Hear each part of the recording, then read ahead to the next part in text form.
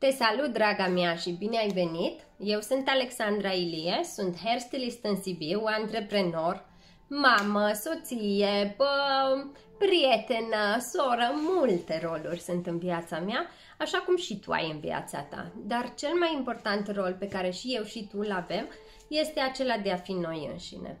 Și, draga mea, astăzi vreau să povestim despre bolile autoimune care sunt foarte des întâlnite în salonul meu. Nu știu dacă și tu faci parte din această categorie. Care sunt bolile autoimune? Bolile autoimune pe eu le întâlnesc pe partea mea de salon sunt așa: dermatite, psoriazis, tiroida, care mai sunt? Sclerodermia.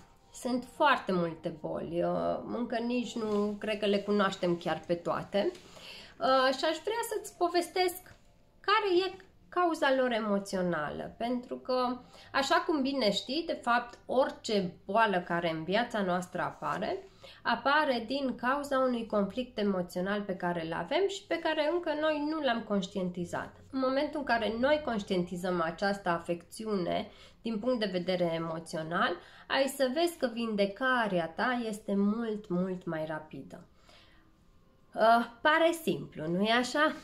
Dar nu este chiar așa de simplu pe cât pare, pentru că de obicei când avem o boală autoimună înseamnă că avem foarte multe lucruri cu noi înșine.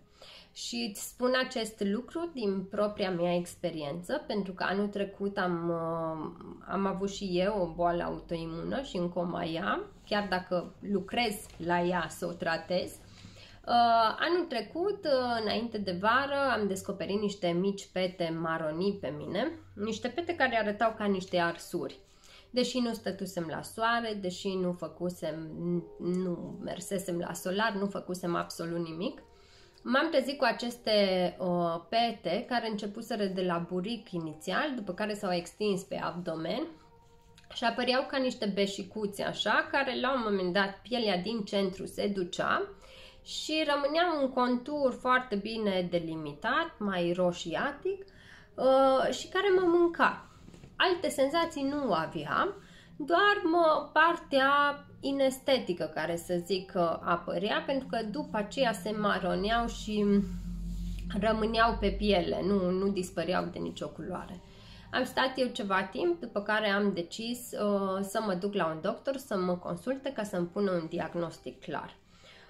Deși îmi plac terapiile alternative și îmi place abordarea holistică, să știi că nu exclud metodele tradiționale. Cred că un mix între medicina tradițională cu un mindset sănătos, cu emoții sănătoase și cu abordarea asta holistică, cred că mixate împreună, vindecarea este mult mai rapidă. Iar pentru a vedea din punct de vedere emoțional ce ai exact, este foarte important să ai un diagnostic corect pus de un specialist. Și eu, la anumite dermatite la care simt că am nevoie de ajutorul unui specialist, îndrum clientele mele să meargă la dermatologi. Și cum îți spuneam, am ales să mă duc la medic, am ajuns la medic, iar medicul mi-a spus că am o boală autoimună. Boala autoimună se numește lichen plan și mi-a spus că nu știe cauza și nu se știe de ce apare această boală, ce o cauzează, ce favorizează și, bineînțeles, nu se știe care este tratamentul cel mai eficace. Poate să-mi prescrie doar un unguent, astfel încât să trateze puțin inflamația, dar nimic mai mult. Și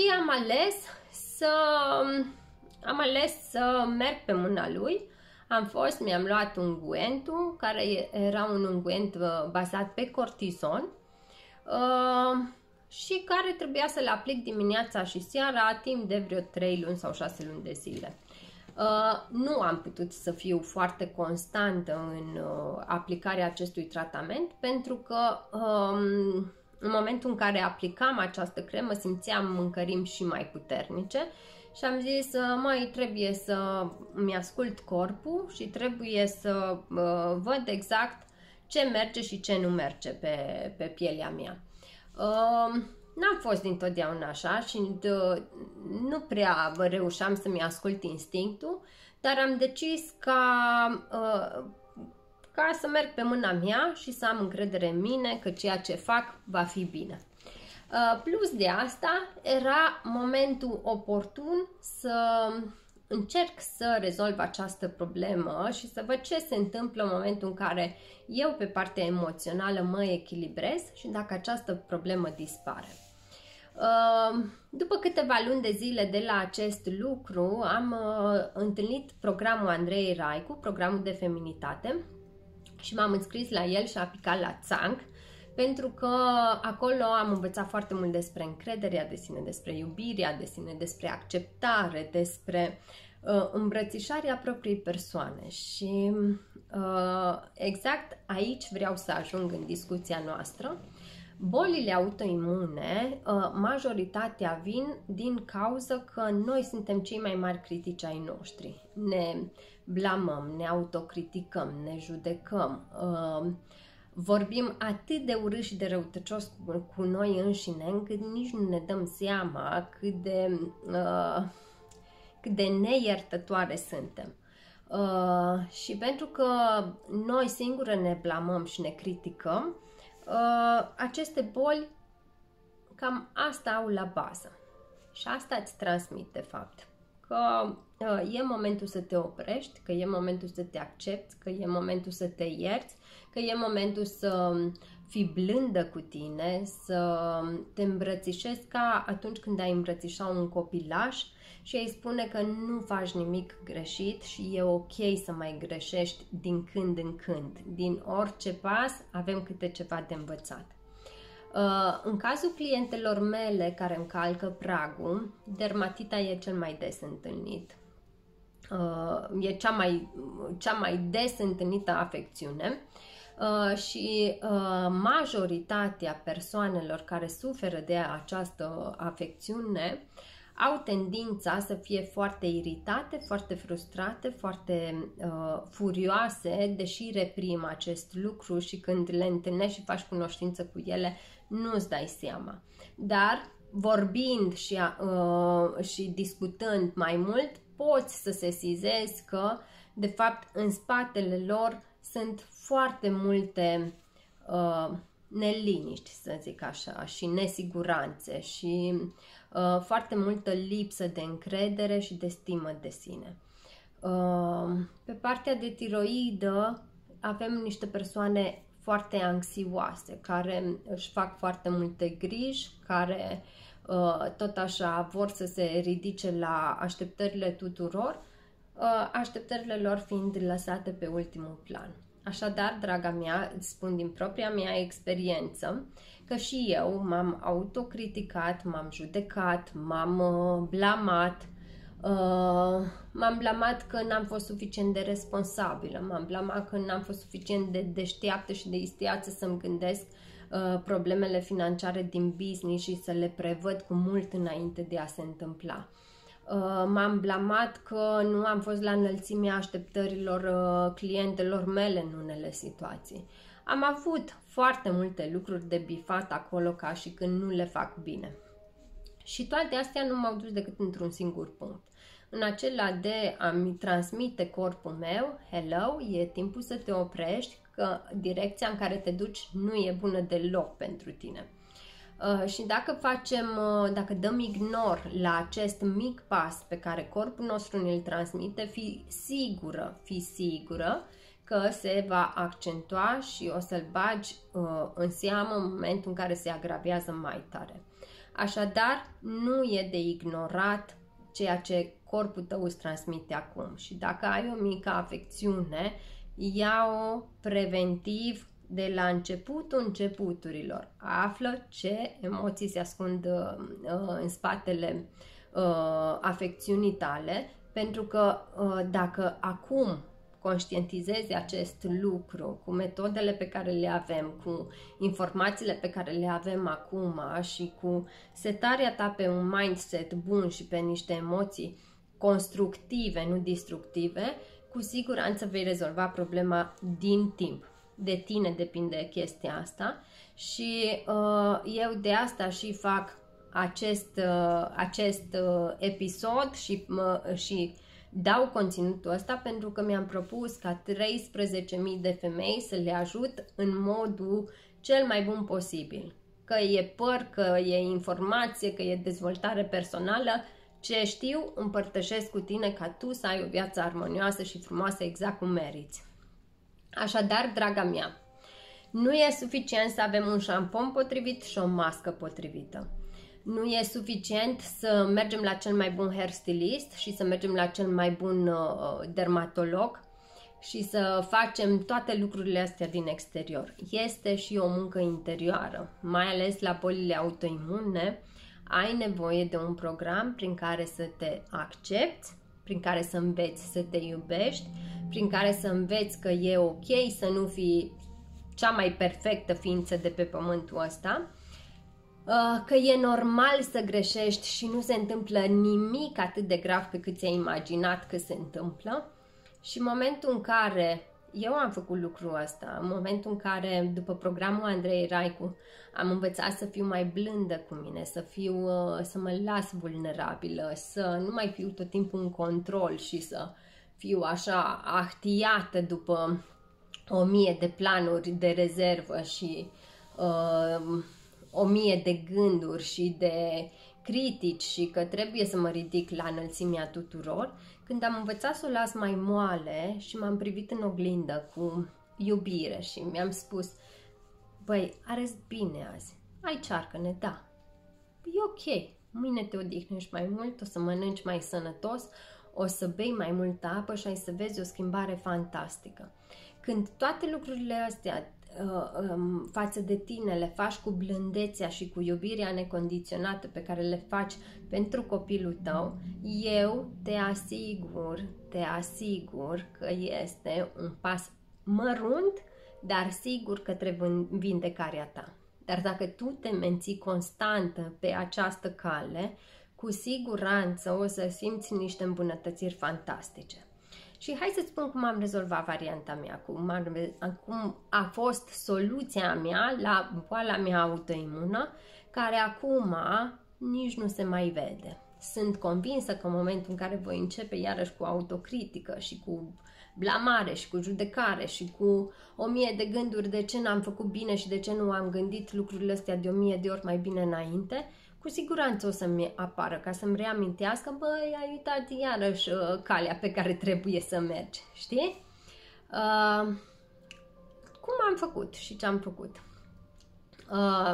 Așa cum îți spuneam, în pachetul 90 de minute cu mine, în studioul meu de coafor am 2 aparate cu care măsor anumite lucruri. Măsor sănătatea celulelor din corp și văd părul și scalpul ca să văd exact ce fel de afecțiune am pe scalp, cum îmi arată firul de păr, cât de gros, cât de sănătos, cât de ancorat în piele este.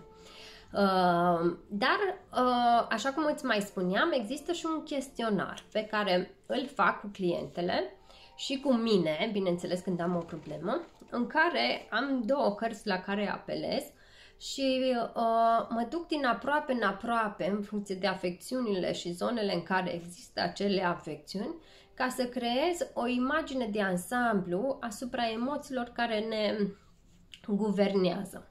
În momentul în care pun piesele cap la cap, mi se creează imaginea de ansamblu și în momentul în care am văzut tot ce era de văzut și creierul meu a conștientizat lucrul ăsta, știu exact ce am de lucrat.